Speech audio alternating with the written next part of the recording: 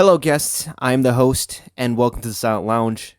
This is the Silent Discussion, where we basically talk about upcoming horror games and we talk about our thoughts on them. And today, joining me on this podcast session is none other than Mr. Winters, aka Vengeful Retreat. I had him on the channel before, numerous times, and he's here with us now. Say hi.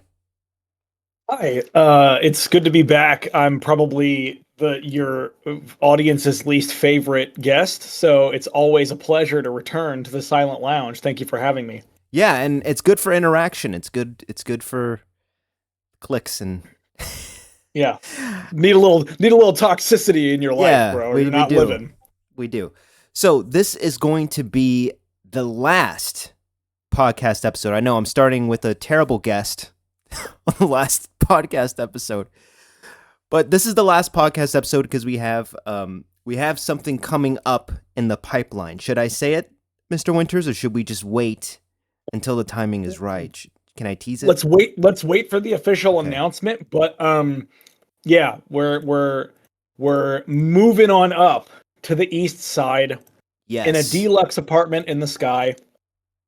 Yes, it's gonna be great. It's gonna be great. When the time's right, you guys have more info, but just know that there is something in the pipeline with both of us at the helm. So today we're gonna talk about Kronos, The New Dawn, and Silent Hill F. We're going to discuss them, our thoughts, how we feel about them, and what we think is going to happen, our predictions. So we're going to start off with Kronos, The New Dawn. So, Kronos, The New Dawn is Bloober Team's first official survival horror. This is their own IP, so this is not a known IP. They're not making a game for somebody else. This is their own thing. Their own writing. And for a lot of people are excited for this game because they loved the Silent Hill 2 remake, so they have a lot of faith on this game. And for me, this game is important because this is what they can do by themselves. So there is no popular IP that they can pretty much help themselves, or there's no real known IP. There's no familiar IP. This is an entirely new thing. This is strictly on their own talents. So this is very important to see what they can do without the Silent Hill IP or without any other popular IP. A lot of people are comparing this game to Dead Space because it's kind of sci-fi-ish. So that's where a lot of comparisons are being made, is that this game looks a lot like Dead Space. And we've had games that have tried to emulate the Dead Space formula, Callisto being the most recent. Can Bloober Team make a Dead Space-like game? Can they succeed in it? We'll find out. So, we'll start off with Mr. Winters and what he feels about the game and his impressions. So, Mr. Winters, what do you think about Kronos, The New Dawn, after everything that you've seen? Surprising absolutely no one. I'm not really impressed. Here's what I would say. For everything that I've seen from Kronos so far that I dislike, there are a few things that I'm somewhat interested in, but my biggest concerns are Bloober Team, when left to their own devices, and I've been very vocal about this in the past, they make some of the worst games in the horror genre. And just generally some of the worst video games I've ever played. I love survival horror. I love horror. I love, I'm a very gameplay motivated gamer. They don't make games with, a gameplay focus that are very strong. Silent Hill 2 Remake, while I have a ton of issues with it, and I think the game overall is pretty mid, there were some things in it that I genuinely did like. And I was surprised at how not terrible it was, is my elevator assessment. When it comes to Kronos, I have very mixed feelings. On one hand, the game looks amazing, like artistically, and this is something that Bloober has always been good with. Their texture artists, their modelers, their animators are some of the most talented from a studio of their size. Like Silent Hill 2 Remake, for all of its faults, is insane looking visually. And then, even something like The Medium at the time looked really, really good. It hasn't aged quite as well as some other, games in the genre might, but with Kronos, I just immediately was impressed by the art design, and that's something, like I said, that they have just always been good at. I hate the name. I think the name just sounds like generic sci-fi name. Like there's nothing really interesting about the name itself. I'm sure it will have relevance to the game, but just from the outset, it just seemed like Kronos: The New Dawn. The announcement, the original trailer, just felt so generic sci-fi. In terms of the art, the actual art style, it's very kind of H.R. Giger inspired, which I'm completely down with because I love H.R. Giger. They also had a lot of Beksinski influence, obviously, with the medium. They are Polish, so they're those are artists that are going to be really significant to them as creators. But in terms of the actual moment-to-moment gameplay, just of the 35 minutes we've seen, the reason that I have so many issues with it is because it is not only painfully linear in its like sort of exploration and level design, it has so many of the AAA trappings that even Silent Hill 2 remake had, like the yellow paint, the painful, intrusive little button prompts and things. You can even see some of those popping up on the screen as we're watching. Like you can see points of interest from across the room, and to me, that's like antithetical to like what good survival horror is. In survival horror, you should have that sense of discovery through exploration. Like even the box with the yellow paint, like we didn't need it in RE4 remake, we don't need it here. I think if you tell players how the game functions early on, give them a good tutorial, they will figure this stuff out as you go.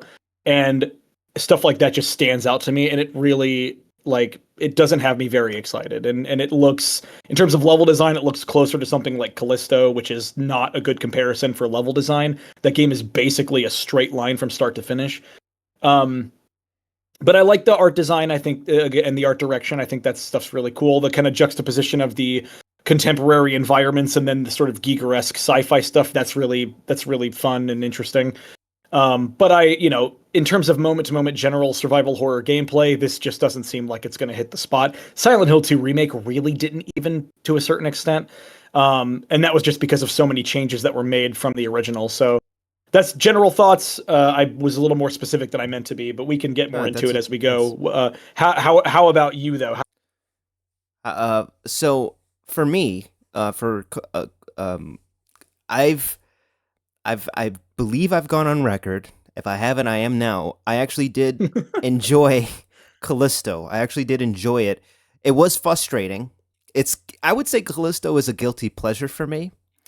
I liked a lot of the environment of Callisto, and the gameplay was very frustrating. I remember dying so many times and being very frustrated that I stopped playing for like a week, and then I get back to it and I play. I'm a very slow casual player when it comes to, well, at the time I was, because again I wasn't making any videos for horror gaming. I was just experiencing it as a normal person. So I didn't sit in a chair for 8 hours playing Callisto, the Callisto Protocol. Because if I did, I would have a lot more negative things to say. I'd be a lot more irritated, as I know a lot of other people are about that game.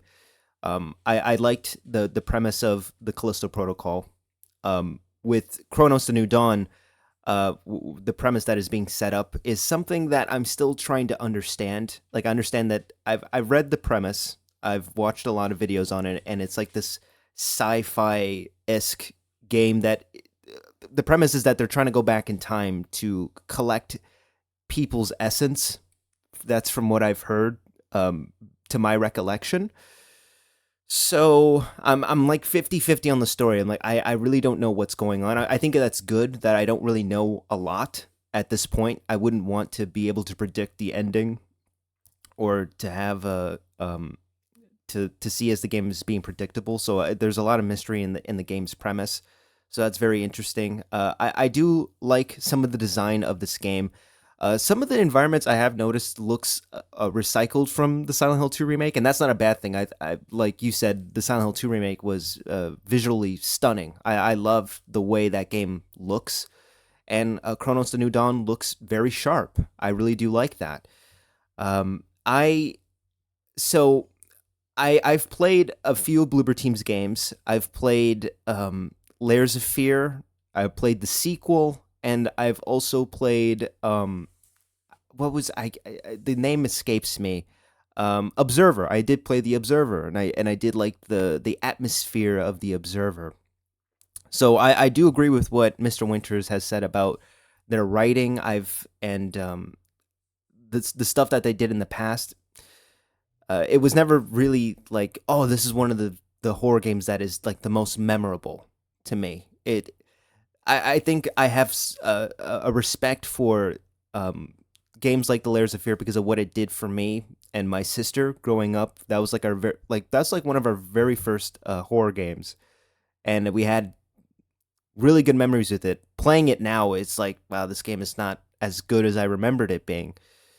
So for the Silent Hill 2 remake, that's how I started my channel. I started making content covering the Silent Hill 2 remake, and I was I don't want to say that I was optimistic. I was cautiously optimistic for the Silent Hill 2 remake. I wanted the game to be good, and when I played it, I enjoyed it a lot more than I was expecting. It was different, and I ended up having a blast with the Silent Hill 2 remake. Now with Kronos: The New Dawn, it's for me. I see it as a test to see if Bloober Team has learned anything from the Silent Hill 2 remake.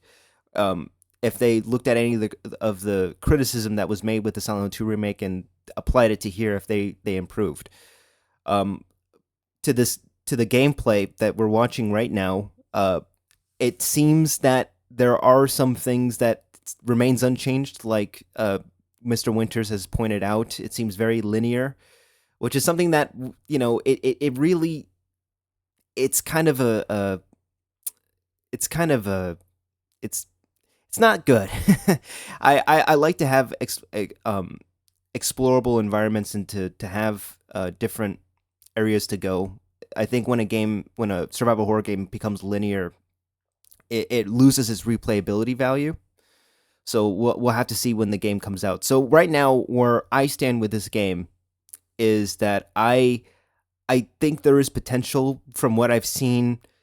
There's still things to be desired. So I definitely want to see more of it. The game comes out next month, September 5th, and I'm definitely going to play it. I don't know how much I will cover on the channel. We'll see. I guess that is my overall consensus is we'll see. So if I may, I kind of want to jump on something that you said there, where you were Yeah. talking about them learning from either the criticism or the mistakes or whatever from Silent Hill 2 remake. And I don't know, just from this seemingly the size and the scope of this game and the price tag, because I don't know if a lot of people have seen it yet, because I think it only recently was like within the last week and a half or so was actually had a release date up on Steam. So September 5th is the release date, like you said. It's only 3 weeks from now, or roughly 3 weeks from now. And this game is $60 with a $70 like deluxe edition. Oh, So okay. so with the back-to-back Silent Hill 2 and Kronos: The New Dawn, I think Bloober Team has officially stepped into the AAA gaming sphere, both in terms of a development power and a publishing power. And the price tags sort of reflect that. I think Silent Hill 2, they kind of already did that, but you could have chalked that up to Konami's involvement and Konami as a publisher and the funding therein, and et cetera, et cetera. Kronos seems to be, it's developed by Bloober, it's published by Bloober Team. So this is an original IP, like you said. This is from the minds of Bloober, made by the developers at Bloober, and published by the entity that is Bloober. Which means if they're charging $60 for this, they're saying, "Hey, we're not an indie developer anymore. We proved what we can do, and we're gonna, put our money where our mouth is." And based on what I'm seeing in the moment-to-moment gameplay, at a glance, yeah, sure, it looks like it would be something that you would kind of stack up against the other games in the genre of that caliber: Silent Hill 2 remake, Dead Space, or the Resident Evil remakes and stuff like that. But when it comes to the criticism of Silent Hill 2, to kind of get back to that point, is the level design in Silent Hill 2 was easily one of its worst aspects for me, because it was not like the original Silent Hill 2. They were clearly trying to go more classic survival horror with the level design.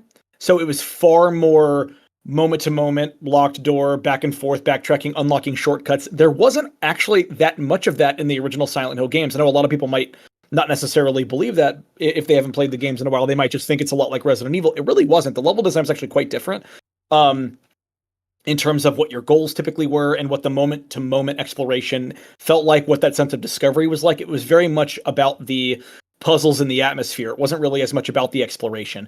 it was an element, but it wasn't as pervasive. In the remake, the level design is far more akin to something like Resident Evil 2 remake, but even more expansive.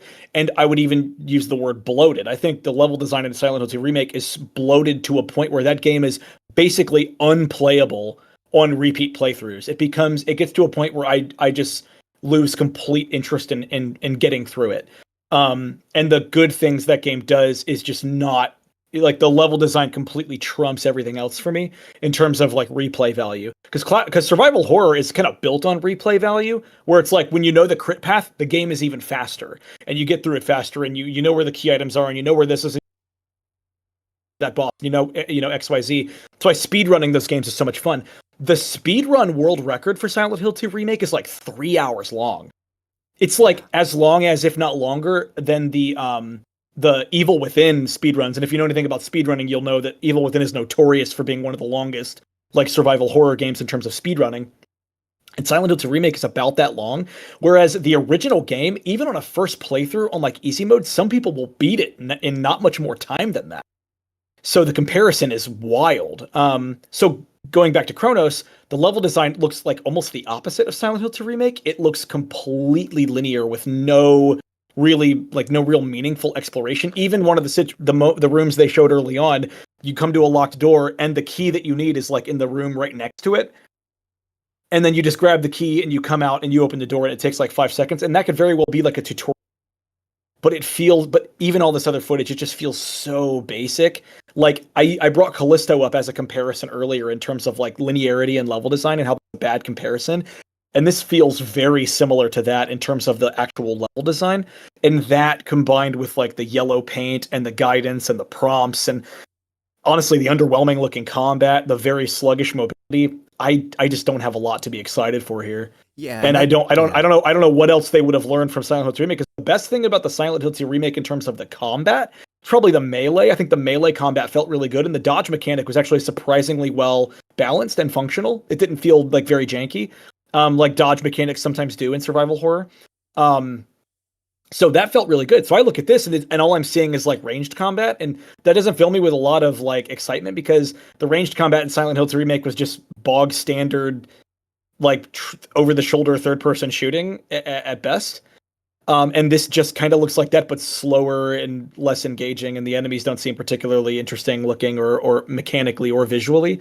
So I don't know. None of that stuff is really working for me, and I see that $60 price tag, and I'm just like, I don't know. This may not be the launch that they hope for. But knowing what I know about people, I think a lot of people are going to be into this, and I think a lot of people will give this game a pass for any of its shortcomings. But that price tag could be the deciding factor for a lot of people. So I'm kind of interested to see how the reception is on the first couple of weeks. Assuming the what's the word I'm looking for? The why can't I think of the word? I think I use it all the time. It's optimized. The optimization is there. Because Bloober Team has struggled in the past. Silent Hill 2 Remake was like an exception to that. I'm not sure how it came out so well optimized, because even day one on PC, on my old build, by the way, like the game ran pretty smoothly. I didn't really have any issues, but all of their other games have been optimized like absolute garbage. The Medium especially was notoriously bricking computers and like melting graphics cards. So I am reserving judgment for those particular elements, but in terms of the moment to moment gameplay, there's just nothing here that I either haven't seen before, done better, or just doesn't look interesting or engaging. Yeah, and that's. I also felt. I kind of felt the same way with seeing the gameplay, how linear it was, and how you just see the common tropes of, yellow paint means destructible boxes or point of interest. It's like they just don't trust the player to be smart or to be intelligent. Um, Stuff like that does bother me in survival horror games. Even Resident Evil does that. It's like a common thing that they just don't have faith that the player will be able to explore and to learn. You know. Yeah. So everything what you're saying with Bloober Team and what they did in the past. I have no experience with the Medium. I have never played it. That's a game that's actually on my bucket list, because I actually wanted to see how that game is, because I believe that game is what helped them get the Silent Hill 2 remake with Konami. Because More than likely, yeah. I remember when the game came out, a lot of people made they made it a comment that I've seen, like a really common comment that I've seen is that, oh, this game looks like Silent Hill because of the Yeah. fog and stuff. And when I first saw it, I thought, I was like, is this a Silent Hill game that I didn't know about? But then I realized, like, oh no, this is an entirely different thing, completely. So that is on my to do list, is to try out the medium. So yeah, no, I'm also afraid that this game is going to be very linear. I it From what they've shown, it doesn't really convince me that it's not going to be. I feel like it will be linear, and that's something that I really hope it's not. Because I feel like there is just so much potential with this world that they have set up for this game. With every I see that's another thing too. It's with this whole world being this apocalypse upside down kind of world that I really think is interesting, and I just feel like there's just so much potential for this world, and yet they're kind of reducing it to just being very linear. I think that's a mistake. I want to explore this world. I want to see what this world is like, and again, this could be just one part of the game that we're looking at. Maybe there's a lot more. Maybe that they're only taking this particular path just to show off the narrative, or to show certain gameplay mechanics or elements. We really don't know, but from what I'm seeing and what Mr. Winters is seeing, it seems very linear, and I hope it's not. I hope there's more to it than just this. I've One thing I've seen in this game is traversing different environments, like going upside down, like how Dead Space was, when you could go on Oh, you mean with different. like the little platforms you can kind of Yeah, like shoot to them, and yeah. yeah, with the platforms, creating platforms and traversing to different, like going, like literally like going upside down. Like I've seen a clip of this game where this diver goes up on a wall or upside down on a ceiling, stuff like that. And I like the transition from that, how it seems very smooth and fluid. And I have a feeling that this game is going to be well optimized. Again, I shouldn't really speak about that because we'll only know when it comes out. But from what I've seen in this clip, from when the transition from going from on the ground to the ceiling, I really like that transition. Enemy designs, that is something that I am not 100% convinced on, and I'll definitely like to know what your thoughts is on the enemies, because this game, uh, basically, this the new mechanic that this game is advertising is don't let them merge. So enemies can combine from dead enemies to become stronger enemies. So if there's an enemy that can spit vile and you kill it and you don't deal with it, you don't set it on fire, the next enemy can absorb the dead enemy and have applied strength, and it could spit vile. So I think that is a cool mechanic. I never seen it done before in a game. I don't know if it exists in another game. I'm sure Mr. Winters would probably know. If it does, he'll definitely let me know. But with that mechanic, I think it's very interesting to have, to constantly deal with, and I hope that they stay on the path of resource management, just like in Resident Evil, when you had to deal with the Crimson Heads. Like you had to set them on fire, because if you don't, they'll turn into Crimson Heads, and they'll be more aggro version of zombies. I Yeah. guess I guess that is the other version of this, is the Yeah, it's kind Crimson of Heads. it's kind of an iteration on that concept as a whole, but it's the idea that, and this is one of the things that could actually be interesting mechanically, is the idea that, enemies, if you don't completely kill an enemy, or I believe the footage that I did see was like you actually do have to set them on fire, and that does take some sort of resource.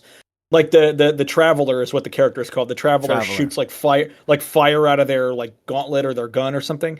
And you can do it like as an active thing, like in combat, and burn enemies while they're still Oh, alive, there. or you can do it after you down them and then burn their corpse, and then they can't be merged or they can't come back or whatever.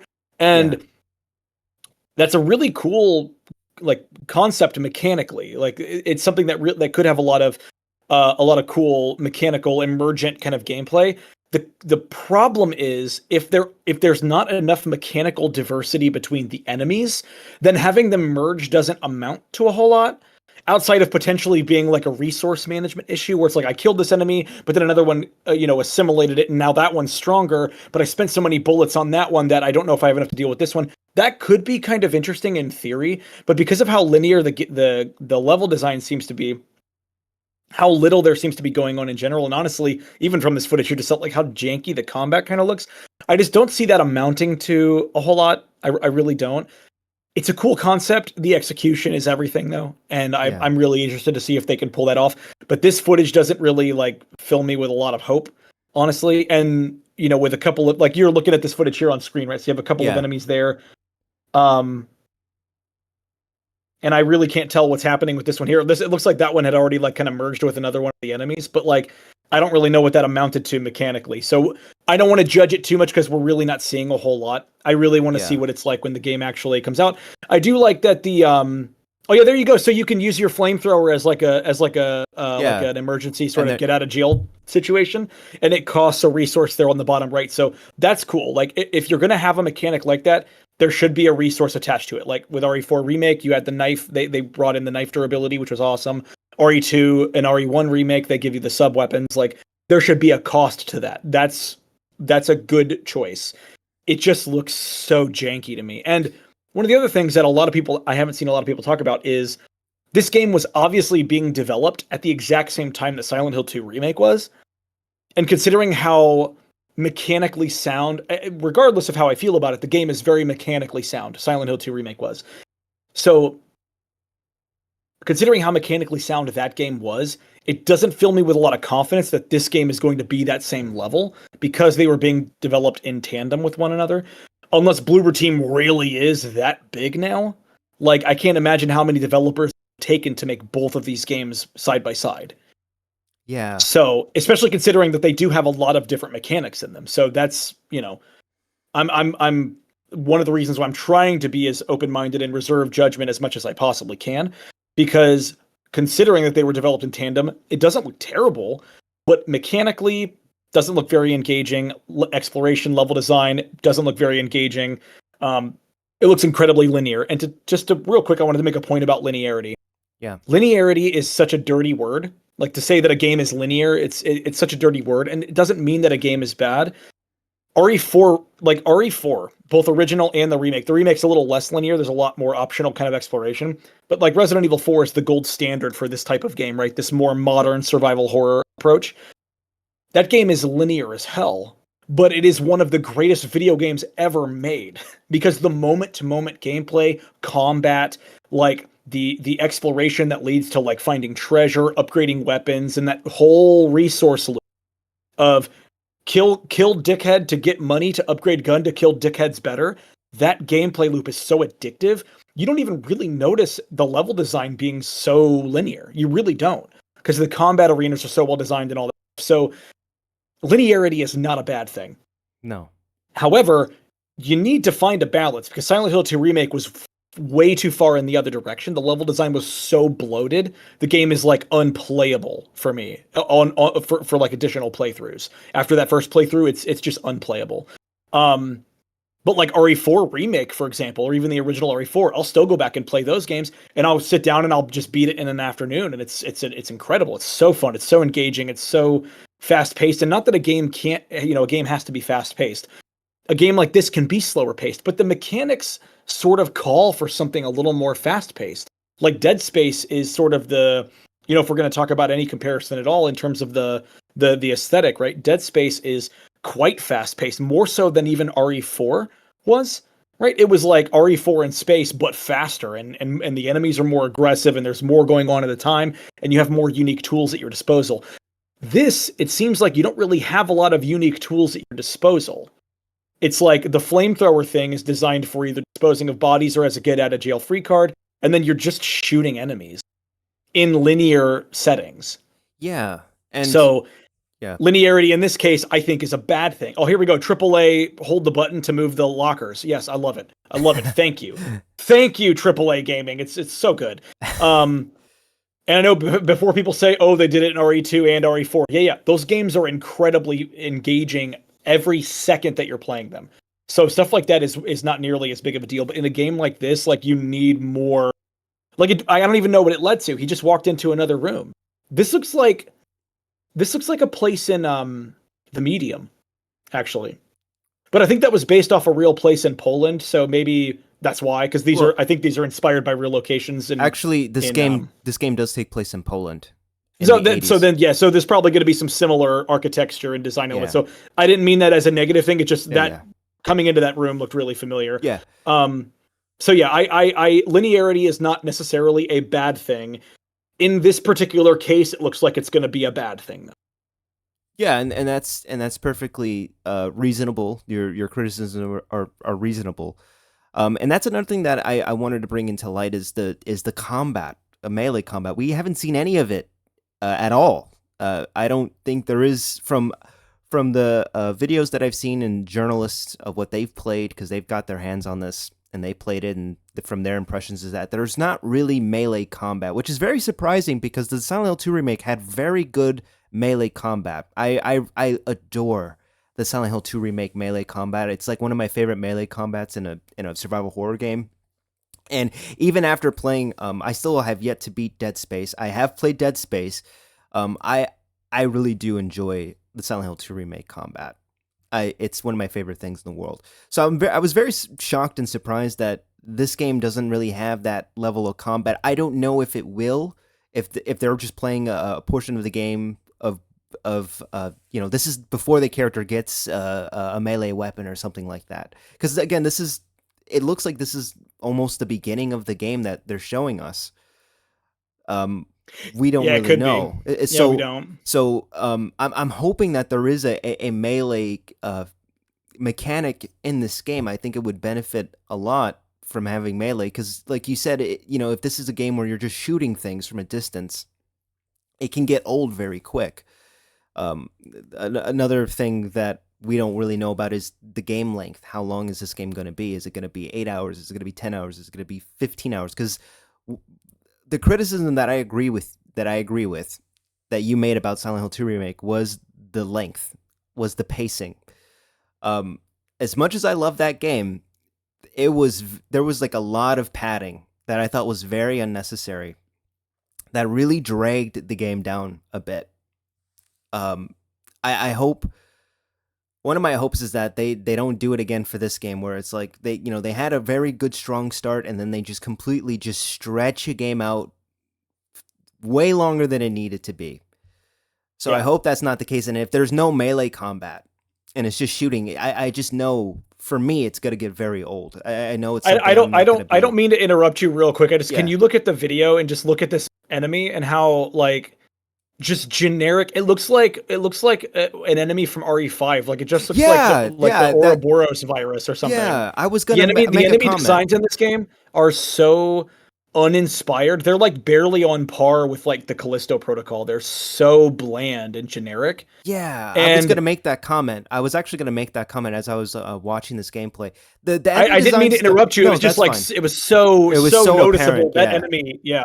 I totally agree. I was gonna literally make that comment. It was that like the enemy design also doesn't really look all that interesting. It's just viney creature, and we've seen it in RE5. And I was literally about to say like, yeah, this literally looks like RE5. Or like they kind of they they look a little bit like the molded in RE7. They're just like black goo tentacle monsters. There's nothing like I talk about this in my post trauma video where which is gonna like come out, by the way, for anyone watching. yeah, I'm definitely it'll gonna. be up in the next couple of weeks. But I talk about the enemy design being like, enemy design in a horror game in 2025 is going to be very difficult because especially if it's a survival horror game and there's combat elements and stuff like that, and you have to have and there has to be a mechanical focus, like creating creating a creature in a game like this that looks distinct, has its own unique identity, also functions mechanically and has unique mechanics and fits the theme, the narrative, the aesthetic, the art design, the art direction, the art style of the game as a whole. In 2025 is going to be a hell of a challenge. But like when we're talking about like sci-fi horror, you can literally do anything. The only real limit is your imagination. And when I see something like this, it's just like I just feel like it's almost inexcusable to have enemies that are this generic in 2025. Especially after coming off the Silent Hill 2 remake, which has some of the most iconic, most memorable sort of like concepts as creature designs, where you're spending so much time looking at those and thinking about what they mean and their relevance to the narrative, their relevance to the characters, what can be achieved with sci-fi, with horror, with psychological horror, with biological horror. What you can achieve with those elements in terms of video game design is only limited by your imagination. So when I see stuff like this, it's so painfully unoriginal. It's almost inexcusable. And I'm Yeah. sure other people will take issue with it because it's generic to almost a point of like parody. Like it really does feel. I don't. I feel like I'm being almost generous with how mean I'm being about it, but like it feels almost like parody at this point. Like for example, right? We just had RE Resident Evil Village, right, a few years ago. It's just vampires and werewolves, but the design of each of the creatures was still very distinct, and it worked really well within the context of the narrative, the context of the location. The art style in those games is really distinct because of the RE engine and how unique that engine is in terms of what they can achieve through lighting, texture, etc. And again, then Silent Hill 2 remake, or even go back to the Medium. As much as I hate the Medium, because it is a for everyone listening, the Medium is a terrible game with a terrible story told even worse. The story is bad and it's told in an even worse way. Okay, and we're not going to argue about it. I'll meet you guys in the comments. But that at least the art design in that game called for some really interesting choices, like the Maw, for example, the enemy that stalks Marianne, the main character, throughout the game. Really unique design, really cool, really interesting. It was an original creature, but they were able to make it fit within the world of sort of like Beksinski's artwork. So yeah, I just feel like what they were able to accomplish with that, and even in or even like in Observer, as much as I dislike that game, it's not as bad as some of their other games because the story's a little more straightforward and there's not a whole lot of they don't explore a lot of themes that they don't fully understand the way they do in the other games. But the creature designs are like okay, it's a nice like sci-fi horror aesthetic. It kind of works. I have a problem with those enemies like mechanically. I think the AI in that game's really bad, but like the visual, the aesthetic is like the best part about that game. And I look at something like this, man, and it's just like generic tentacle monster. Like they look like somewhere between the Ouroboros from RE5, the Ivies from RE2 remake, the molded from RE7, and then like the enemies from Callisto, which are just like people slightly grosser. Yeah. And it's so painfully generic. I know I'm going on and on about it, but like, dude, when it's a game like this where it's like over the shoulder third person and this is what you're looking at most of the game, it's got to stand out, man. It has to look good. And it Yeah. just doesn't, man. It doesn't Yeah, at and I all. was and I was telling you about that too. We were talking about this a couple of weeks ago, and I told you like, yeah, the creatures they don't scare me. Like it just doesn't like especially for a survival horror game. Uh, One of the things that's important to me is that if they look scary or unsettling, and with these creature designs, they don't scare me. It doesn't. I don't feel afraid of them, and even by design, like you said, it just looks very unoriginal. And I think the reason why it just doesn't unsettle me or doesn't make me afraid is because I've seen this design before in Resident Evil 5 and other survival horror games that has come out.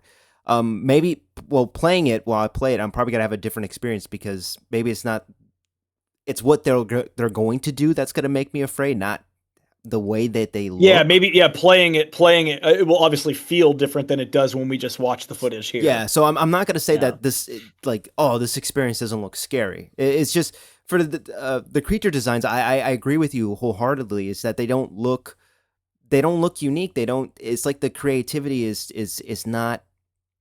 And again, this is the beginning of the game. We don't know if there's going to be different uh, enemy types or different variants. We really don't know at this point. But speaking on what we are seeing from the videos that has come out and the gameplay footage and the trailers, it it doesn't look all that interesting. And I think we can both agree on that.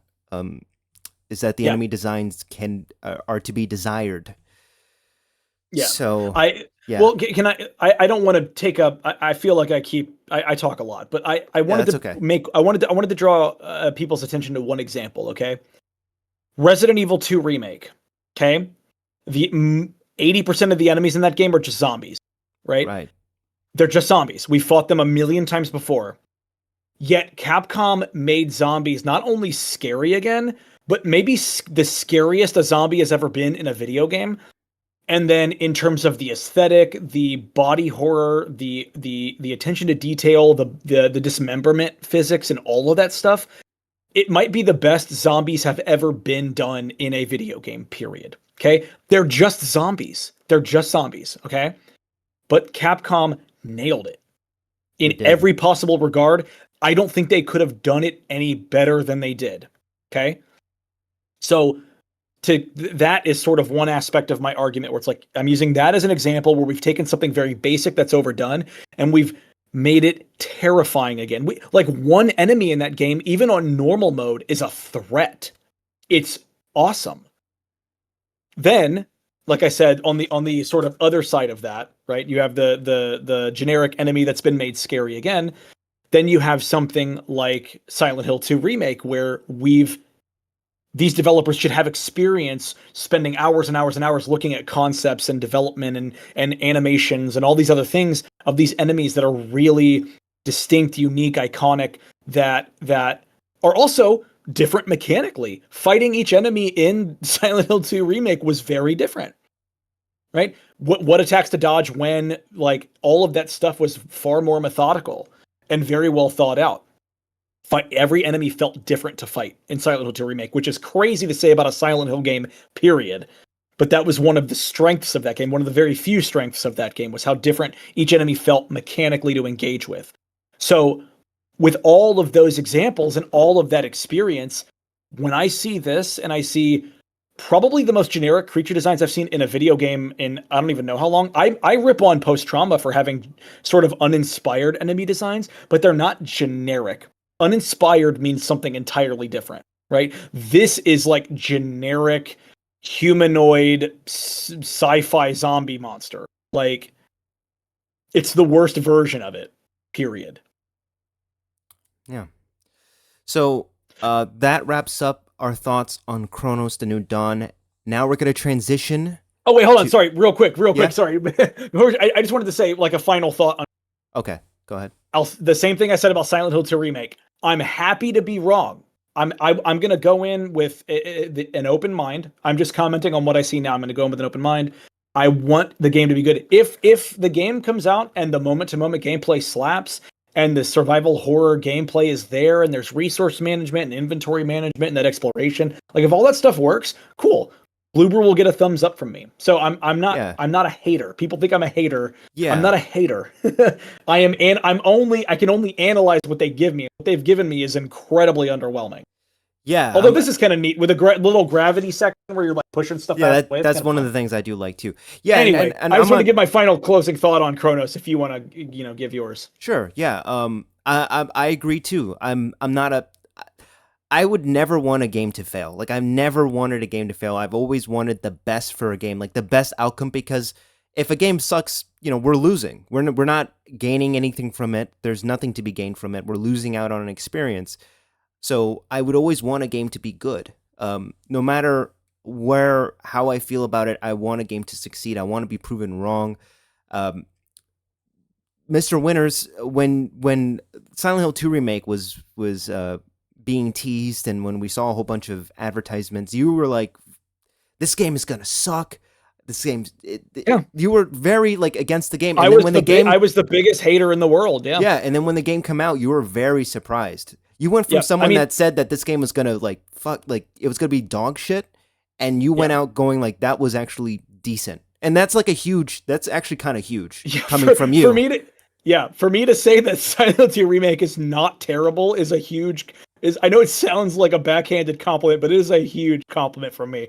And here's the thing, the bar with Bloober Team is so low that like it probably wouldn't take much for me to like a game of theirs if it comes out and doesn't suck. But Silent Hill 2 Remake, on a first playthrough specifically, not on repeat playthrough, but on a first playthrough, there is quite a bit of good. And I think Bloober Team deserves all the credit in the world for making that happen. So I'm always happy to be wrong. Always. I'm not a hater. Yeah, me too. And I completely agree with that sentiment as well. So, yeah, that wraps up our thoughts on Kronos New Dawn. For me, I just want to see what they can do. Reserving judgment. I'm keeping my mind open. These were just first impressions on what we've seen so far. So now we're going to transition to Silent Hill F. So, Silent Hill F, the game, my most anticipated game of 2025, my Super Bowl. We've heard, I remember when the game was first teased in 2022 at the Silent Hill transmission, the very first one, and a lot of people were very, mixed about it. They're like, oh, this is a new Silent Hill experience. It's not a remake. It's not well, I don't know if this game is going to be a spinoff. It's just Silent Hill F. It's not Silent Hill 5. There's no number 5 at the end of it, although there's an F in 5. I'm not going to get into it. So I guess the F could stand for 5. I mean, we really don't know. I mean, we don't know. It's possible. It is very possible. But we saw very little of this game in 2022, and now we are starting to see a lot more of this game. We saw gameplay, we saw more cinematic trailers, and just recently, some journalists got their hands on it, and they played 5 hours. 5 hours of this game, and That's they had crazy. They had a lot to say about it. A lot of interesting things to say. So based off of the gameplay and the premise and all that stuff. And by the way, a shout out to Wild Gamer SK. This is the footage that we're viewing, so giving credit to him or to them. Yeah. Just so there's not like a. That's one thing I'm afraid of, that they're gonna try to copyright this footage. Otherwise, I can just take out the footage and just use my own. That doesn't have a watermark. Just put up do what me and Jayhawk do and just bring up like 35 minutes of Chuck falling and hitting his head in Better Call Saul. Just do that. That's what we do.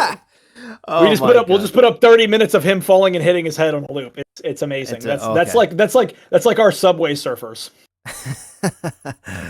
So, so we're going to talk about expectations, our thoughts on this game and what we've seen so far. And can I ask you a question, actually, to Yes. kick us off? I kind of want to Yes. ask you a question. I want to hear what you have to say, because I haven't really gotten a lot of this.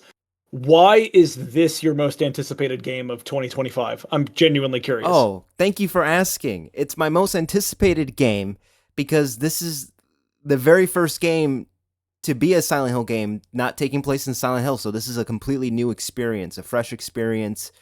It's completely new. We never got anything like this before in a Silent Hill game. And a lot of people, and even me at first, I was like, well, why is it called Silent Hill if it doesn't take place in Silent Hill? And this is going to lead to a question that I'm going to ask in the future, which is, what is Silent Hill? Is it a place? Is it a people? What is Silent Hill? And it's a very important question, because this is what this game, that's the question this game poses, is what is Silent Hill? So it's not a question the game literally poses. The existence of this game sort of poses the question inherently. Right. Thank you for clarifying that. Yes, it's the existence of this. It's the existence of this game. That's the question that it poses, because this game takes place in a different era, way before the first game and even Origins, and it takes place in a different continent. So it's this game is very interesting because for a while now, the Silent Hill franchise, it also depends on what you consider a franchise. Is it the first 4 games, or the Westernized games, or all the games from Team Silent to the Westernized games? A franchise is all encompassing. So when I say Silent Hill franchise, I'm talking about all the games, all of it, all the movies, all the graphic novels, all the mobile games, all the mobile comics, the action figures, the Silent Hill, the flamethrower. I'm talking about everything with Silent Hill's name on it. Like the pachinko machine is canon, bro. When I say Silent Hill as a franchise, I'm talking about all of it. Yeah. Because don't forget, because you were talking about like, oh, this is the first sort of like original Silent Hill game that's not like directly related to the original games, and it's like, well, did you not play the Sharp Massage, bro? Because the Sharp Massage was an experience. Oh wow, yeah, that's another game that I just sidestepped. I installed it on my PlayStation and I've never touched it. That Maybe. PlayStation is unsalvageable now. You're gonna have to burn that thing, bro. Oh yeah, thank God I got a PC now. So, yeah, some people I know there's some people that like to count the franchise as in like, oh, it's just the first four games and the rest don't exist, which isn't correct. I mean, the franchise is the whole thing as a whole, Yeah, and those are just the good ones. yeah, those are just the good ones. The first four games. So with this game, being so different and taking place in a completely new area, new vibe, new everything. Um, fuck, I forgot where I was going with this because I got derailed. Yeah, it um, happens. um, give me a second to where I was going with this. I was talking about the friend. Yeah. So with the Silent Hill franchise, it always took place in the same place, which is the town of Silent Hill, and the franchise has gotten stale. Silent Hill Homecoming tried things. It didn't execute it all that well. They did try, They but did try. they did try. I'll give them credit. The very little credit that I'll give them, I'll give it to them. But the franchise has gotten stale. It's taken place in the same place, near the same time period. They didn't have any creative freedom. It's very hard to be for at least the westernized Silent Hill games. They didn't have a lot of freedom, and even the newer games, it's like, well, how can you make something interesting and new without retreading on the same thing that the previous games have set, which is Silent Hill 2, Silent Hill 3, Silent Hill 4, Silent Hill. Um, Although the first four games is kind of interconnected in a very interesting way. Well, I It, think to sort of to put that into the clearest perspective, it would be like yeah, if with the Western developers, and I'm not saying that I'm not going to give my particular opinions on any of this stuff right now because it's just too deep of a conversation, but like Silent Hill 1 and 3 are the sort of summation of the story as a whole. yeah, Silent Hill 2 is essentially a side story, but while it does help sort of enrich the overall canon, it really isn't about Silent Hill necessarily. It's about a specific character. It was an experiment to see what could be done within that framework while still honoring the mechanics of the way Silent Hill functions. I actually talk about this in my post-trauma script a little bit too, because I do some Silent Hill 2 comparisons, but yeah, the way Silent Hill functions mechanically, like the supernatural power of the town and the way it functions within the world of the game, is a crucial component of what I consider to be canon in this franchise. And that's why I truly believe only the first four games are sort of the canon Silent Hill. Everything else is spin-off. I wouldn't even say any of it is really supplementary. It's all spin-offs beyond that. You could make an argument for Silent Hill Homecoming, kind of, because it doesn't really do anything that breaks that lore. And it's the only game that tries to go beyond Silent Hill in a way that's actually interesting. But like you said, the execution was just not there. But the way Silent Hill functions mechanically, like you were talking about, like what is Silent Hill? We're not going to get in too much detail now, but in terms of what Silent Hill literally is and how the supernatural power of the town actually functions, those first four games are the only ones that really make sense. The rest of them yeah, break the canon entirely or take liberties with the lore that don't really that do conflict with the first four games in some way. yeah, And that's not to say that those games aren't valid. I actually think one of the reasons I'm interested in Silent Hill F is because I want to see people just take the franchise in a different direction. Like Silent Hill could just be an anthology, and you could yes, bring the mood and the vibe and the atmosphere and certain elements over and do something completely different. I'm completely open to that. I've actually never been against that. I just don't like people who try to say that like all these games sort of coexist when they really don't. Like canonically, they can't. They literally break the lore of the original games if you try to even explore it under the slightest bit of scrutiny. yeah, So, just so people kind of get an idea of where I stand on that when we're talking about that. But even with that in mind, I'm actually still very interested in Silent Hill F for that reason and a bunch of other reasons that we'll get into here, but Yeah. I just wanted to kind of put that into a better perspective. See what you thought about it. Yeah, and I totally agree with you. The first four games were interconnected in a way. Silent Hill 1 and 3 being connected, Silent Hill 3 being a sequel to 1. I'm not going to get into details. I mean, if play the game if you don't know. And Silent Hill 2 was its own thing, and surprisingly Silent Hill 4 was actually connected to Silent Hill 2 through a character. Um Silent Hill 2 mentioned Oh, a sure. character by Yeah. name, and then that character became an antagonist in Silent Hill 4. So it's very interesting how these characters are connected to each other in a way, and it exists in this world. But you can play either of those games and you'll be fine. Like you don't really except for Silent Hill 3. I feel like in order to get the impact of Silent Hill 3, you have to play the first game. But 2 and 4, you Yeah. can play them by themselves. You'll be fine. So with Silent Hill F, I'm very excited because this is a very new take. It seems just a breath of fresh air, and from what I'm looking at in the environment and everything that I've seen about this game, it just makes me really excited. Of course, I do have some concerns of what I have seen, some concerns of the gameplay and how things will work. So, how to go about this? I guess I can talk about. Let's just talk about the things that I liked. We'll talk about the things that we liked, and then we'll Sure. end it out on things that we're worried about. I don't want to say Sure. things we dislike because again, I guess things we're worried about and things we dislike, we can mesh those together. I think that'll be fine. Sure. Being critical. So the very first thing that catches my eye is the creature designs. I love the creature designs in this game. They're unsettling. The way they move is unsettling. I've never seen a creature move like that. And I really love how they're animated on a technical level. It's just seeing how they're just slicing and dicing, and just with the main character's friends being turned into like these dolls that have knives attached at the end of their limbs, just stabbing and slicing is just like what the hell.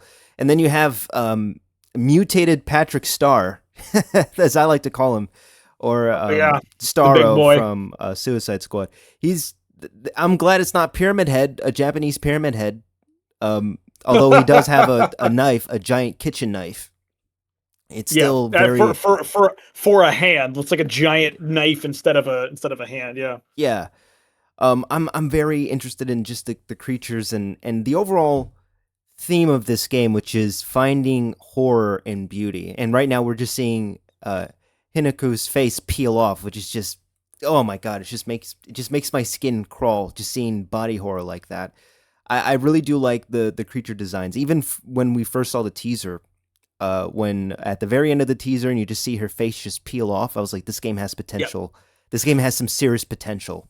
To Yeah. take the franchise in a direction that it never went in, which is body horror. There was psychological horror with the earlier Silent Hill games, but Well, true body horror. Silent Hill 3 had a pretty severe level of body horror in it. I mean, in terms of what the creatures represent, their Yeah, relationship to Heather. I mean, body horror was definitely an aspect of the third game, but overall, as a series, it really isn't something that it's been explored super heavily. It's been far more psychological. Saying so. yeah. This seems like it's on a whole nother level with the body Yeah. horror, with your own face just peeling off like that. It just ugh. Which, considering the main character is, a teenage girl, not dissimilar to Heather. I mean, there could Yeah, definitely be a lot of similar elements here in terms of the themes, the narrative, what she's experiencing, and what those creatures sort of represent to her and her friends and stuff like that. Which is, welcome territory as long as it's explored with some subtlety and nuance. Yeah, some nuance and some creativity, and not just completely in your face. The way some psychological horror games unfortunately tend to be. I think you really need subtlety for something like this to work and stick with the player. yeah. Um, So yeah, the creature designs. I love the creature designs. Like what I'm seeing so far, it looks. I'm glad that it doesn't look generic. It doesn't look generic to me. It looks like a lot of thought has been put into the way the creatures are designed and the way that they behave and they act. Another yeah, thing another thing that I really love is the environment and the world that they're building with this game. It looks very unique. The village of Eris, I forgot the name. of where this place is supposed to take place, and I apologize. I should know this, but this Japanese village looks very unique. It doesn't look like it's trying to be, because with Silent Hill, what made it unique is like it was very David Lynchian, very Blue Velvet, Twin Peaks. This, very influenced by David Lynch. The original yeah, games were, yeah. as Jayhawk put it, in his own words, he says that it's like Americanized horror viewed through a Japanese lens. And now Yep. we're getting the inverse of that with this game, with this world, which is just very Japanese horror. And Yep. just the way that the world and the environments are, and how like very condensed and claustrophobic the alleyways are, like this world feels alive to me. It doesn't feel like it's a copy and paste of a Japanese hut or house. It feels very alive to me, and that's one of the things that I adore when it comes to survival horror games, is being immersed in the world that they're trying to create and the story that they're trying to tell. I really like that, and with what I've seen so far with this game and all the gameplay footage and all the trailers, it seems like this game has a good grasp on the world that it's trying to build. So I like the world that it's trying to create. The story premise, the story premise is also something that I think has a lot of potential, with having a protagonist that is this young, a high school student. I believe there is a lot of exploration that you can do with this character. So that's all I have to say. I don't want to go too deep with the things that excite me for this game, but like I said, this game is going to be like the Super Bowl for me. I can't wait to play it. I should probably talk about combat. We'll talk about combat a little bit later. Well, I think I was gonna bring it up anyway. So Oh, okay. we if you want to jump in when I get to it, then we can talk about it Yeah, there. yeah. Yeah, You can talk when you talk about combat. I'll jump in and I think we're on the same level of combat. I believe. probably. Yeah, So yeah. so yeah, those are the things that I'm really excited about the game. Those are the things that really stuck out to me, was the overall world, the creature designs, and the story premise. Those are the things that I really like. I like what I see so far. Yeah. So, Um. Mr. Winters, tell us what you Yeah. like about this game. Well, What do I'm you gonna like? say, yeah, I'm gonna say something that I haven't really said to anybody yet. You know, on the record, and Oh, I okay. haven't really heard a lot of people talk about either, because horror games, just as an entire medium, are way more bad than good.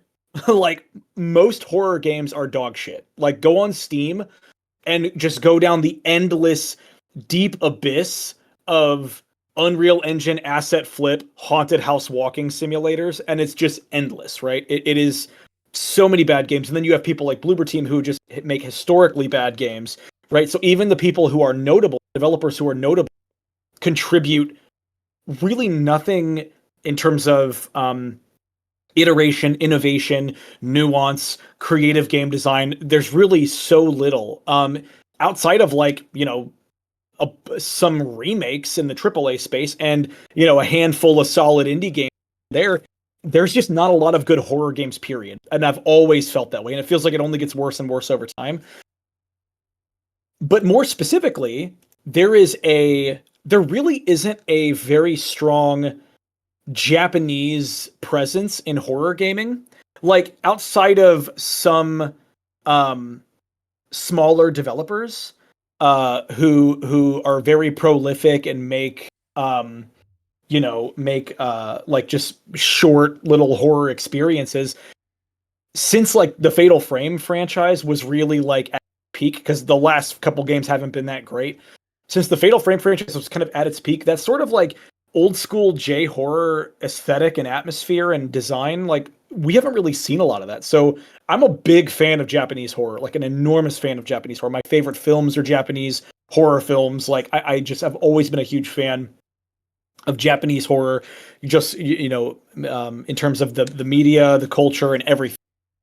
So to see something like that in 2025, that's like this level of fidelity, and also like a really interesting art style, seemingly a level of nuance to the design that you don't really see in the AAA space at all, and a game that actually overall looks fairly solid. I do have some issues, but I can't believe how excited I am about it from a gameplay perspective alone. and all the Japanese influence feels authentic, and I feel like it's really going to stand out against something like Kronos, or even against something like Silent Hill 2 remake. I think it's really going to stand out, and I could not be more excited about it. In terms of those elements, just the presence of something that's so well designed and fits that sort of niche that it just feels like there's so little of it. Yeah, and it's So very first and foremost, yeah. that's one of the things I'm the most excited about. Is just the presence of a that sort of J horror element that we just don't really see as often in gaming anymore. Yeah, and by the way, ladies and gentlemen, it's very rare to see Mr. Winters excited about something. So it's actually that's how you know that this game has the Yeah, I don't, potential. dude. I have a heart full of hate, bro. I have been through so much in my life. I've pooped in bathrooms you guys wouldn't even pee in. Okay, my life has been crazy. I hate everything. So if I'm telling you that I'm excited about something, like you're not gonna hear that very. Yeah, So and it's if this game fails to deliver, then we're in for a real special treat. oh, that video I won't live long enough to make that video stuff. That's way too Yeah, I would love to see that video. Like I would be very excited to see your reaction to those. Yeah, this game, long. the game that could have been but never was, and then Well, I'm just gonna. 6 hour I video. decided. Yeah, I decided I'm actually gonna stream this one. So You're gonna I stream think your this. thoughts. I think this and Kronos. I'm gonna stream them both because I think it's gonna be really good to have those contrasted against one another, but also Oh, contrasted against like all of the really good indie survival horror games that have come out this year. So. oh, I thought you were gonna stream your review. That it's like such a long review that you have to Oh, stream it. It's gonna be off the yeah, cuff. it's the only way it's gonna work. Yeah, it's gonna stream it for Stream it. 9 hours. Oh, Yeah. thanks. And you're like in between the stream. Oh, thanks for the dono. And another thing I hate about Silent Hill F. It's just on and on. But yeah, I'm very excited that we have two survival horror games coming out in the same month. Both are contrastually different. They're both different. Both different horror games. They're Yeah. both important in different ways. Kronos being Bloober Team's first fresh start, and Silent Hill F being the franchise's fresh start for the franchise to go It in a new is. It is. direction. Yeah. It is sort of a. I don't want to say like it's a reboot because obviously the franchise is current anyway. But like in terms of like the themes, I would say spiritually, it does feel like they're going in a different direction. So, Yeah. So yeah. we can talk about things that concern us. So I'll Well, start. hold on. There's still things Oh, I'm excited about. okay, So hang never on real mind. quick. So just Okay, I just wanted to go a continue. little bit more into detail. So Okay, go first ahead. of all, the level design looks a little bit more expansive than something like what we saw with the Kronos footage. And Yeah. a lot of the more linear looking sections of this are clearly like the beginning, like the sort of the tutorial, right? And then you see some stuff a little bit later in the footage where there's a little bit more information. There's a section like out in that field with the fog that's kind of really interesting. And I hope that that's something that persists. I really hope the level design is like that and not like Kronos, but I also hope it's not like Silent Hill 2 remake. I would really like a nice between where if they're going to do the open-ended sort of survival horror exploration, they keep it tight. But from what I'm seeing here, I don't really have any reservations about the level design, which is a good thing. And I hope that they can the good stuff from what I'm seeing here. I hope they can kind of ride that through the whole game. And just to echo some things that you said, the creature designs are phenomenal. And normally I would say I really want a deep level of subtlety in the design of the creatures when it comes to psychological. However, if you're dealing with the kind of themes this game seems to be dabbling in, having creature designs that are a little bit more graphic or a little bit more explicit actually could potentially complement the narrative, kind of like a Silent Hill 3 situation. So I actually am completely on board with all of them. I love everything I'm seeing in terms of the creature designs. All the concepts they really work for me. Big Chungus is kind of funny looking, but like not in a way that I don't like. It's kind of endearing. So we'll see how that fight is mechanically, but I love how different everything in this game looks. Like it Yeah. looks so distinct. None of the creatures feel derivative of things we've seen before, which is again, like I said earlier, in 2025, it's hard enough to make something unique. But this sort of like overall aesthetic they're going for in this game is really something I've never seen before. These sort of like when like in Silent Hill, we'll say like we can use the movie as an example because people are familiar with this as a reference point. When the nightmare sort of takes over, the walls sort of peel away like flesh almost, and it like exposes the layer underneath. But in this one, it's almost like the opposite is happening. It's like the flowers start growing, and like it's like they kind of describe it as like they're trying to find the beauty in horror type thing. And it totally works because Silent Hill as a franchise has always had this weird level of comfort and beauty to it that you wouldn't expect a horror game to have. Like Silent Hill, after a while, can get really comfortable, and you can feel Yeah. really cozy. Even though those games are you can feel so at home and so comfortable playing them. Something about the mood and the atmosphere, right? Yeah, there's a And huge if juxtaposition between both, which is if they can horror and if comfort. yeah, if they can deliver that in this game, it with regardless of whatever else happens in this game, it would immediately propel this to like the higher tiers of quality in this franchise. Because the problem with Silent Hill is it's there's not the tier list is mostly empty in the it's you have a couple of S tier games, a couple of A tier games, and then everything else is like F. There's really no in between. Maybe Silent Hill 2 remake is like a D minus or a D plus for me, but everything else is like 9/11 tier, and then everything like an S or an A. There's no real in between. It's either absolute dog shit, reprehensible dog shit, or it's like one of the best survival horror games ever made. Right? So Yeah. to see a game like this that's even in the aesthetic and the execution of the concepts alone is so intriguing and so high quality. And even though it's like a really high fidelity, the designs actually still work really well, which is like the opposite of how I felt with Silent Hill 2. I can't believe how excited I am about it. Yeah. Also, just my only other positive thing I wanted to say real quick, because we just saw it on the screen, Akira Yamaoka doing the entire soundtrack, and it's going to be original music. That is exciting because the Silent Hill 2 remake sound. Sorry, everybody. I'll meet you in the comments, but the Silent Hill 2 remake sound is not it. It wasn't. The remasters and the remixes and the sort of recomps are not nearly the level of the original game, and the original tracks that were written by team members at Bloober Team are terrible. So So I again, needed to correct you. I want to correct you on yeah. something because Akira Yamaoka is only doing part of the soundtrack. He's not fully scoring the soundtrack of this Okay. game. He's only doing the normal world. He's not doing the other world soundtrack. He is doing the there's another composer that is doing the other world. A different Okay. composer. But the point I wanted to bring this up, since you were talking about this game being like a fresh experience, is that there's only one member of Team Silent that's actually touching this project, and it's Akira Yamaoka. The monster designs are made by someone completely different. It's like the writing is by someone different. It's by a critically acclaimed manga writer, Ryokishi07.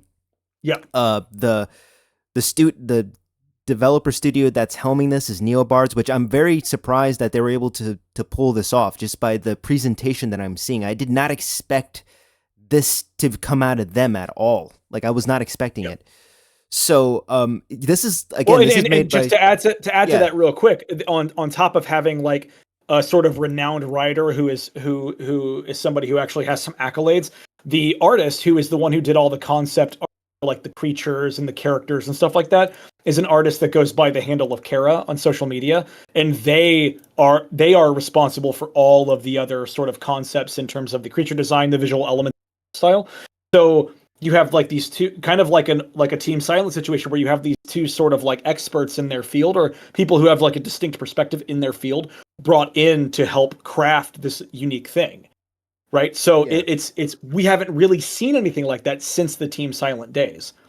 So, and I think it's and I think all that's coming through very clearly, which is one of the reasons why it feels so distinct. Okay, so I just looked this up just so I fact checked myself. So Akira Yamaoka is composing for the Fog world. I don't know if that's the other world, but the Fog world. That's where he's composing. Everything else is by a different composer. So yeah, there's only one member of Team Silent, and he's doing partial. The music he's doing is partial. It's not the full score. Yeah. So yeah, I'm excited because this is new stuff. We're not relying on the creature designer. I don't have anything against the original creature designer for the Silent Hill games, but again, this feels like a fresh experience. There's new talent, and even having a critically acclaimed writer, these are ingredients for a good survival horror game. Not just a good Silent Hill game, but a good survival horror game. Which honestly is all this game needs to be. I Yeah. just want a good survival horror game, right? And if it manages to add something to the sort of legacy of Silent Hill, like something that is memorable and engaging and is going to stick with me, then I'm 100% down for, whatever this game has to offer. I just want something fresh. I don't want something I've seen before, which this game doesn't have anything I've really seen before outside of like the Japanese architecture, but like if it's authentic, I've seen it before, so I'm not going to hold it against the game. You know what I mean? Yeah. So as long as it does something interesting with that stuff, be I'm going to be on board. Do you want to get into the? I had one more positive real quick. Yeah. And this, but there's also a negative to this, so we can use this transition into the stuff we're not as excited about. Sure. I love the idea of a melee focus, and Ooh. specifically giving the player an array of melee weapons, but making the durability like a core mechanic and having the sort of repair kits be like the scarce resource that you have to utilize. I am so on board with that because I believe players will be making very personal and meaningful choices in terms of what weapons to use when, which weapons to really hang on to, which ones to repair. And I think that is a brilliant decision in terms of design. I corrected someone in the comments of one of your videos where because you were saying you were talking about the weapon durability in your video and they were talking about how they've done it before. They haven't done it like this.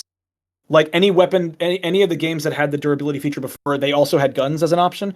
Whereas now we are going solely to a melee focus, so there's no backup for the melee weapons should they break or whatever happens when the durability runs Right. out, become useless.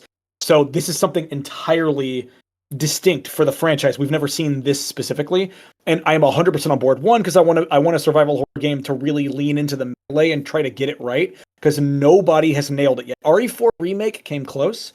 It did, but it wasn't quite there, and that was obviously tied to the parry, which is a separate thing. So I really want a game that can lean into the melee and really nail it.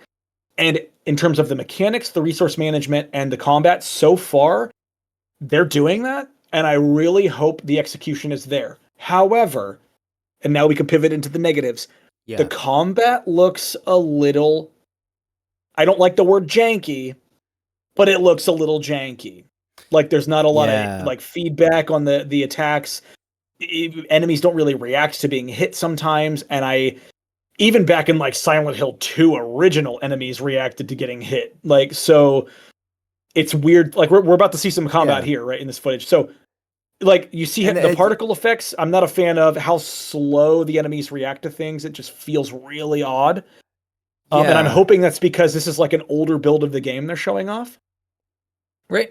But as long as the melee combat functions, I'll be on board. I'm just a little bit nervous because it looks a little bit sketchy. Yeah. So Go ahead. the things that's a beautiful transition, by the way. The combat was something that I was concerned about. I do love the idea of having durable weapons, especially melee weapons. I remember when we were first talking about this, when we heard that it wasn't going to have any firearms, you were like, "Oh man, it's just going to have melee. I wonder how that's going to be." And I thought it was a great thing because one core mechanic that's been present throughout all the Silent Hill games was melee. That's something Yeah. that's always been present with the Silent Hill games, except for Silent Hill: The Short Message. That there was no melee. It was The just short massage. the short massage. That and Silent Hill Ascension, which abominations to the franchise. Listen, But I watched the entire thing, bro. I've been changed forever. yeah, and I remember clocking in on one of your videos. Yeah, we Well, streamed the actually, entire thing. It was God. It was it terrible. was hilarious because I saw it at the very beginning. It's like you were like, "All right, guys, let's watch the Ascension," and then I walk away for 3 hours. I do what I gotta do. I come back in and I just see, dude, your brain was fried. You were like, "Oh my god!" Just saw a decomposition of a man in real time as he was watching the stream. I was like, man, and you invited me to that stream. I couldn't because I had stuff Yeah, going on. you dodged several bullets there, my God. Terrible But day. I was like, man, I would have been reduced to just a puddle watching that. Yeah. But back to Silent Hill F. I was actually really intrigued with the melee only system. That's like the one thing that Silent Hill has been consistent at is the melee combat. Yep. Silent Hill Even the One, bad games, even even the the bad bad ones, games, like yeah, had melee as like a really prominent aspect of combat, which not as many survival horror games do. Melee tends to be your fallback option when you're out of resources, and it's usually not very effective. And it's sort of there to emphasize the survival gameplay. Silent Hill was like, fuck it, let's lean into it. And the melee combat was always really functional, and it was a really it was honestly a genuine way to get through the game. You could really fight most enemies with melee if you needed to engage them. Um, and not a lot of survival horror games did that. So I've been waiting for a game, especially in this franchise, to just lean into it and do something new and creative with it. yeah. And I seen a lot of people in the comment section. They're like, "Oh, no weapons. This game's gonna suck." And I'm like, well, no. It's Silent Hill is not weapons. If you want something with like guns, I would say Yeah, yeah, Resident Evil would yeah. Go be play Resident Evil, yeah, play or Dead Resident Evil. Space or something. That's Yeah, not what Silent Hill was about. And yeah. I think what made Silent Hill shine was the melee combat. Even if the older ones, a lot of people say, oh, it was janky. I thought there was a bit of charm to those older games with the melee combat. There was something charming about it. And now Well, with yeah, they were far more functional than people give them credit for. Like if you go back to '99, like in Silent Hill 1, you could walk and swing a melee weapon at the same time. And you even up through Resident Evil 5, you couldn't do that. yeah, you had to You know what I stay in a mean? So stance. they were Team Silent was really trying to make the melee combat feel more fluid and more functional. In Silent Hill 2, you could strafe, you could swing and walk, or you could plant your feet and do stronger attacks. Like it was never janky. The mobility was janky, but the melee combat was not. Yeah.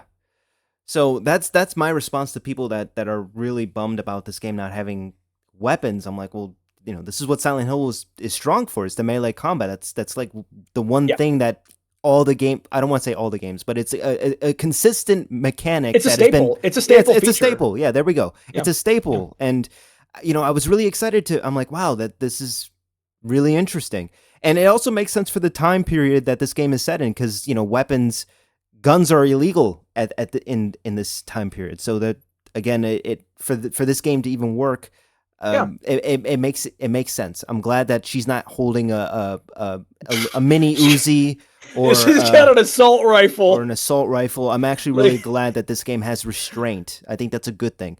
But the thing and that I am, and yeah, to go ahead. no, you go ahead. Sorry, Oh, I'll jump in when you're done. okay. And the thing that I am concerned about, which you talked about briefly, is the combat having no impact and it being like Or a very soul, little. a I very shouldn't say little, no because there is some, but it's very little. very little, not noticeable, not very Yeah. noticeable. Um, but the combat not having impact and it feeling like a Souls-like game.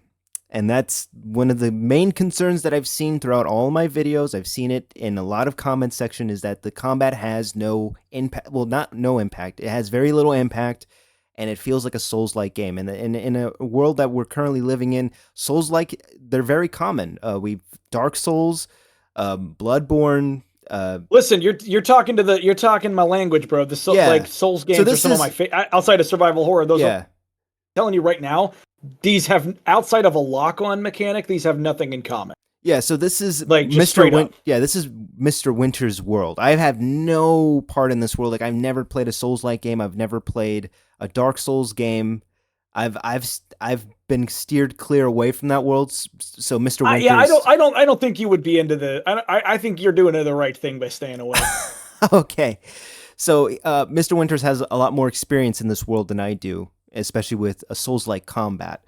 So the combat is something that I am a bit worried about because it's very easy to mess up, especially in a Silent Hill game, or even a Resident Evil game. Melee combat, and it's a hard thing to execute right. And when Silent Hill 2 remake had really good melee combat, I remember when Silent Hill 2 remake was being advertised and people were talking about the combat. A lot of people were saying like the combat was going to be like the weakest part about the game. Like people were expecting the combat to be very bad, especially with what we've seen in the gameplay for that game.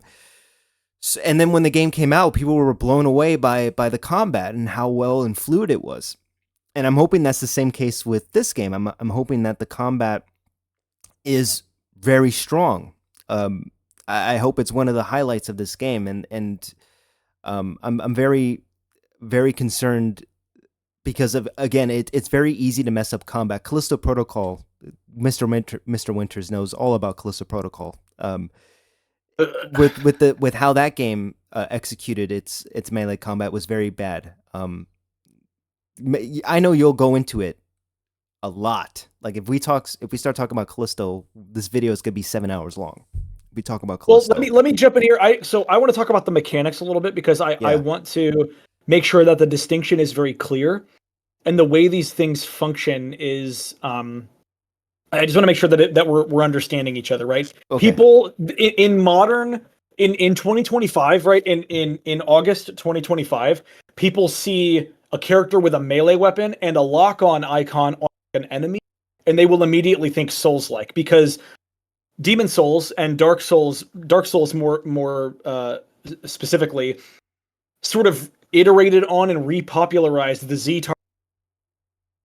So like that lock-on mechanic is incredibly pervasive in games, but the Souls games really um, emphasized it far more than a lot of other games and genres did. Okay, Yeah. so and now it's such a pervasive gameplay element, and quote unquote Souls likes have become so popular that people see a character with a melee weapon and a lock on icon on an enemy, and they immediately think it's a Souls like.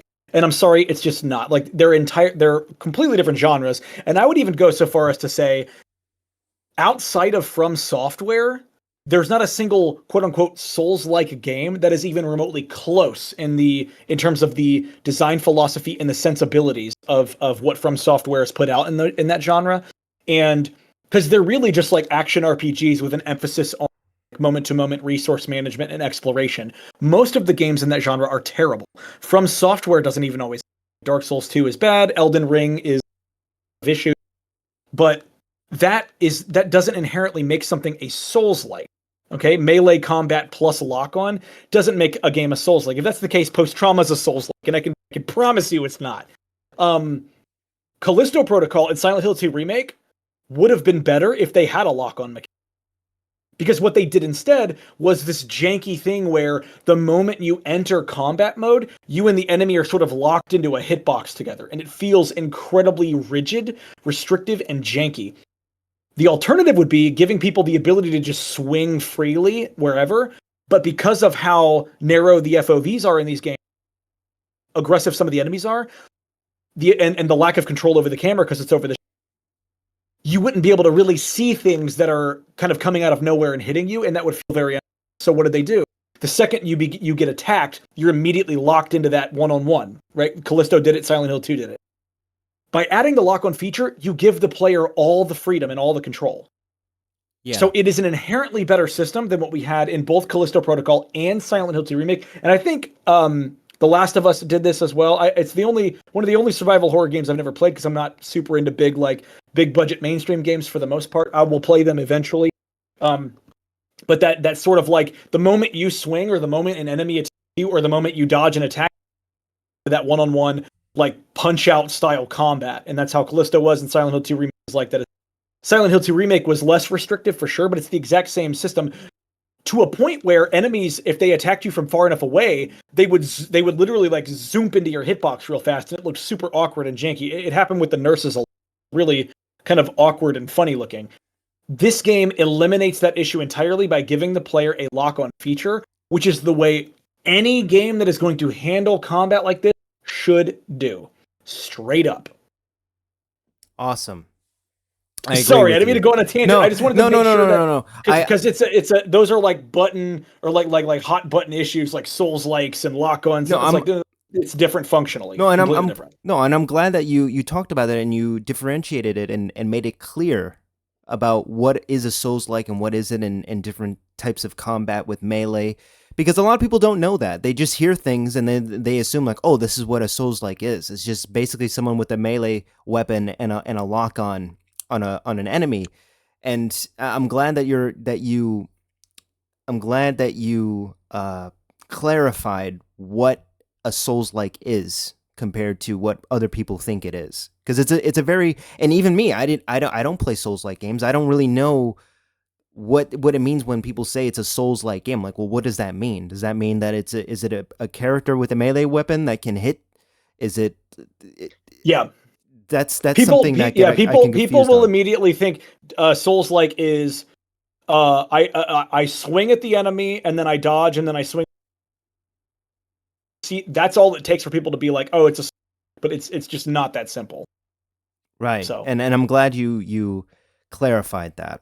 and just to be clear, I'm not an expert. I just have like 4,000 hours across the Souls franchise from Software, and all I play is that and Survival Horror. So it's like it's not that I don't know what I'm talking about. Just I don't think anyone is an expert. I'm just sharing my perspective. We can feel free to argue with me in the comments. Okay, I'll see you guys there. Right. So, yeah, I guess my main concern was just the combat, the melee combat. I don't really have any other concerns for the game because everything else seems like it's executed. Well, I won't know until I actually play it, but most of the things that most of the things that I would be worried about seems like it's handled very well here, Yeah, except for the melee combat. Oh, actually, there is one more thing. There is one more thing that I am concerned about. So I made a statement in my previous video. I said that in my Silent Hill 3 video that I didn't want this game to lean too hard on J horror, and I misspoke. I want to reclarify what I meant by that. One game that I tried to get into that is it takes place in Japan. It's a Japanese horror game. It's Ghostwire Tokyo. And one of the things that oh, I don't like about that game is that it's very zany. It's very yeah, zany. it's Like, very irreverent. Yeah. yeah, and that's something that I'm afraid Silent Hill F is going to be. I'm afraid that's going to be very zany No, rather than you're talking about the difference between like the developers Tango and Tango have like even the Evil Within is not really scary. The second one more so than the first one, but even the Evil Within isn't scary, and that's a pretty intense game overall.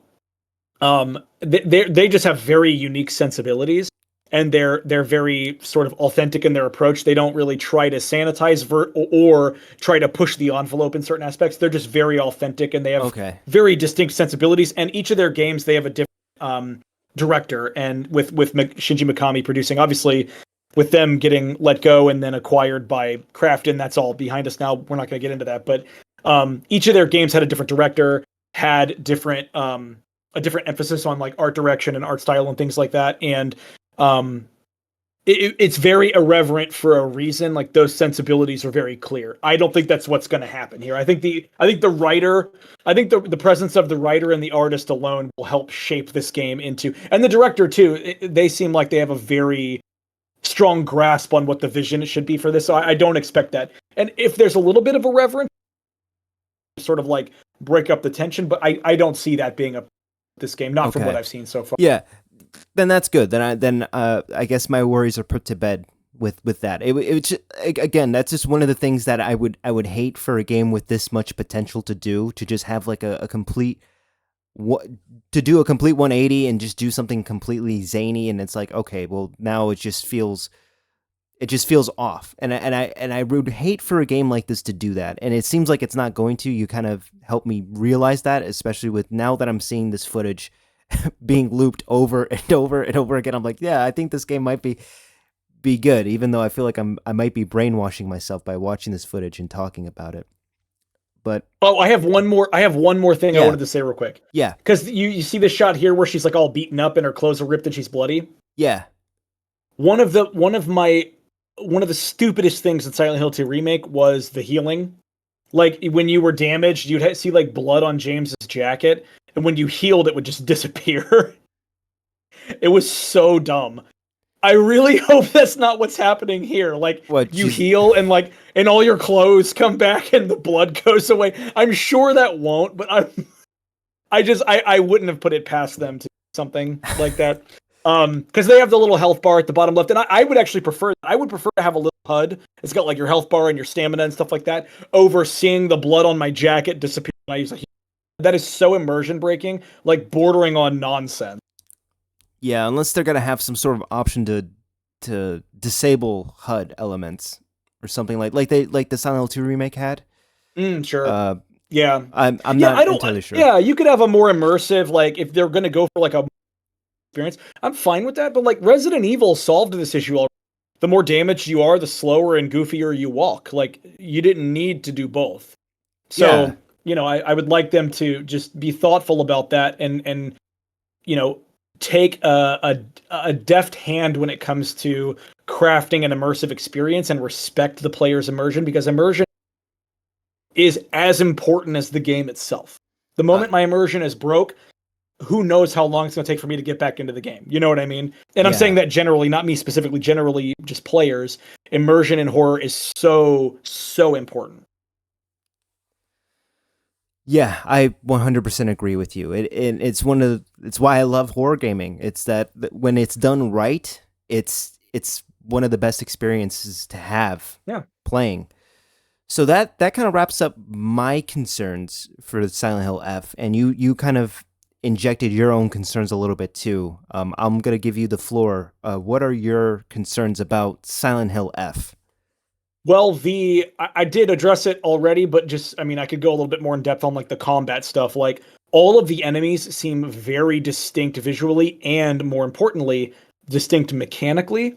So I really hope that even though there are limited combat options, like you literally dodge and swing your weapon, basically seems like that's all you have. I hope that those elements alone do not prevent each distinct enemy being like from being engaging to contend with. Like I think that you know the simpler the mechanics are, the more engaging other aspects of the game can be. And if the combat is just dodge swing, that's great, and they can focus on making the other aspects more, adding depth and complexity to the enemies themselves. That's what I'm hoping for. But there's a little bit of the jankiness in the combat that just makes me a little concerned. But I'm gonna give them a chance because it just again this looks as an overall experience, this looks tighter, more interesting, more engaging, and more nuanced than Silent Hill 2 remake and Kronos. So I'm glad that we have some new blood taking a shot at Silent Hill, because I knew Bloober Team wouldn't slam dunk. They didn't. Like it was a layup at best. So this I'm just more excited for those reasons. But I want the melee combat to feel good. I want the resource management to feel meaningful, like the repair kits and the weapons and things like that. Like I want to make sure that when I'm using one of them, I'm making like, okay, I have this weapon that's about to break. I have this one that's half, but I really like this weapon, so I'm going to save this repair kit for that weapon. And can I use repair kits in combat? How fundamental will that be? Or can I just go pause and go to my inventory and use it? Like how I want there to be resource management. What I look for in a survival horror game is resource management and exploration and that sort of sense of discovery. As long as those elements are present, I'll be happy. Resource management is my favorite aspect, and if they can nail that with the repair kits and stuff like that, I'm assuming there will be items like that. I'm completely on board, but it seems like there's going to be very little resources to manage, so you won't be making a lot of decisions really. So hopefully that those repair kits are scarce, and you're really sitting there going, which weapon should I use this on, because I want to make sure I'm making a good choice for the rest of my experience or the rest of my playthrough or whatever. So if they can nail that, I have no doubt I will enjoy that aspect, but it's going to be a very tight balance to get that resource management right. So like healing items, repair kits, make them scarce. I will probably play this game on whatever launch I use, so if it's like easy. So hopefully it's got a decent balance on each difficulty so that hard isn't like officially inflated. Hopefully hard is like, you find fewer resources, or repair kits do give you less durability. Like I like those little in harder. It's not just enemies hit hard or hit harder and you take more damage or you have less health or whatever. So if they can nail the resource management, I'm in. But that's really my biggest concern, is how few resources there seem to be, and balancing them out seems like it would be a big challenge. So that's my main concern, because that's the gameplay stuff. I don't mind if the combat's a little bit janky, as long as there's still a balance to it. Combat can feel janky and still be balanced. Dark Souls exists, so that is like a fundamental aspect of those games. you can find balance. Not that those games are always completely balanced, but you can find a balance between a game feeling a bit rigid and giving you the tools to succeed and not making you feel like you're up against this artificial obstacle. So balancing the resources, if they get that right, I'll be excited. The soundtrack, I'm concerned because I really was looking for Yamaoka. But if the concept is him doing half of it and then somebody else doing the other half, like they're going for a distinct signature in both, that actually could be a really interesting concept. And I'm actually more interested now. I was a little upset earlier, but if that's the concept they're going with, that could be really interesting. Two distinct composers creating the soundscape for two separate sort of atmospheres. That's a really cool concept, and I'm excited about that. Just nervous about someone who isn't Akira Yamaoka the music in these games, because Silent Hill 2 remake was just a fucking mess. The soundtrack was a mess.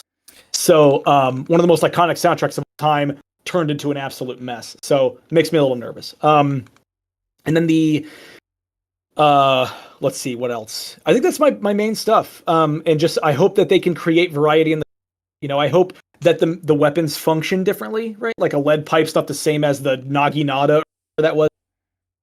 I want each of the weapons to feel different. That's another thing. Because in Silent Hill, like the classic games, as much as I love the melee combat in those games, most of the melee weapons kind of just feel the same. It's like long stick or short swingy thing. And they don't feel that different overall. They really don't. I hope that the melee weapons each feel very distinct. And when I'm choosing to repair one or keep one for a longer period of time, that I'm making a choice that's personal and meaningful. I want that to work. That to me will make the game feel personal, and I think leave a deeper impact on me, and other players as well. Meaningful choices. Expression. Right? I like the knife, the starting knife. I really like this knife. I'm going to use it for the game. Screw it. That's a personal and meaningful choice that a player could make, and by saving their repair kits and using them on that weapon, they'll be rewarded in the long run, right? But hopefully they can find that balance there to reward those decisions that players make. It's tough to do, but if they can nail that, honestly, I'll be set. So those are my biggest concerns. And then the story about it. Psychological horror takes a deft, subtle approach. Like you need that subtlety, you need that attention to detail that makes psychological horror so complex and memorable. And I really hope that they can ride that line. Having a writer who knows their shit coming in and writing a story is great. But when you have a director who's not that writer directing the game based on the story that writer has made, things can fall apart. Look at Alone in the Dark. They had a writer who actually knew what they were doing, and then because of the overall direction, the game turns out to be an absolute pile of garbage. So I'm hoping that this project ends up being cohesive enough that the story comes through and it's a good story told well. I will be very happy if I can have that and the resource management and the combat. If all that stuff works, I'm going to be a happy camper. Yeah, ditto for me. And I guess another worry that I had that I forgot to talk about until you just brought it up with story. I'm afraid that this game is going to try very hard to try to connect itself to the Silent Hill franchise. The first 4 games or the westernized games. And I know they said that this game is a standalone game and the Easter eggs there's going to be Easter eggs for the diehard fans. I just hope it stays at that. I don't need an explanation as to why this is possible. They already gave you one, don't you remember? Oh, I guess you didn't play the sharp massage. Oh no, I know exactly what you're talking about. Yeah, but I hope that's not canon. I hope that was just. I really hope that the phenomenon is not. Like, I don't want to be told what's going on. I wish they would have just left that to my imagination. For me to draw my own conclusions. I don't even count Short Message as a Silent Hill experience. I call that an experiment. That's how I see it. Well, I think. Well, here's the thing. Think about the characters. Think about the creature design in that game. I never played. And then I never played Short Message, but I do know the creature design, which is the cherry blossom monster. Yeah, and then think about the ethnicity of the characters and the history that they have. Okay. It could. I theorized as soon as we saw this or as soon as the sharp massage dropped and I saw the footage, I was theorizing that that was actually connected to this. And what I mean is Silent Hill F will actually establish, and this is my theory, Silent Hill F will establish a brand new canon that other games could exist within. So think about Silent Hill F as like Silent Hill 1 for a new generation. Oh, okay. And Oh, I that's think that, interesting. yeah, and I think that the Silent Hill phenomenon, because it wasn't terribly specific, it was vague on purpose, is there for lack of a better phrasing, stupid people to connect all these stories who don't want to think too much or watch people's YouTube videos or whatever, the stories or the theories or the characters or whatever. But I believe that this will establish a brand new canon that Silent Hill, the sharp massage, could potentially be a part of. Okay, that's interesting. That's my theory. I think whether it's a standalone game, a spin-off, whether it establishes its own canon, whether it finds a way to tie into Silent Hill 1 in some way, I'm open to whatever as long as it doesn't suck, because there's no such thing as... Here's the thing. It can be different, it can be the same, it can follow the canon, it can do its completely own thing. As long as it's good, I will never care. The reason that I don't hate Silent Hill Origins because it breaks the canon of the first game. It does do that, and that sucks, but I hate Silent Hill Origins because the story sucks and it's told very poorly. It ruins some of the characters, and the gameplay is honestly not that good. And it ruins the horror too. So like there are like the breaking the canon is the least of some of those games' issues. So as long as this game is good, don't care about the canon as long as the story in Silent Hill F works on its own, regardless of how it's connected. Yeah, and I've heard, I forgot where I heard this. I don't know if it was from you, if it was from somebody else, but uh, I remember hearing someone say that, you know, an ending can be predictable. It's fine if it's predictable. It's the execution, how we get there, that matters. It's the execution that makes it impactful. Yeah. So you can know it's coming. You can know it's coming, and it can still like it's the same principle as like watching a movie you've already watched, playing a game you've already played.